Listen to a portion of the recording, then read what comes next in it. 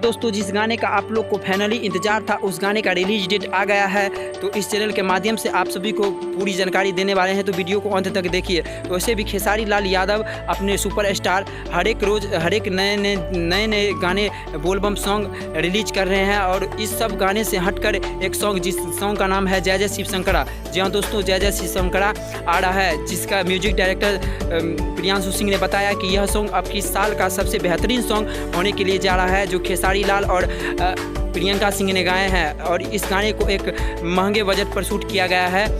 यह साल का बेहतरीन सॉन्ग बना है। तो इस गाने को 18 तारीख को रिलीज किया जाएगा बालाजी रिकॉर्ड्स के यूट्यूब चैनल पर। इस गाने के लिए कितना एक्साइटेड हैं आप लोग, हमें कमेंट में बताइए। तब तक वीडियो को लाइक करके चैनल को सब्सक्राइब कर ले, ताकि इसी तरह का नया अपडेट आप सभी को मिलते रहेंगे। तब तक के लिए जय हिंद।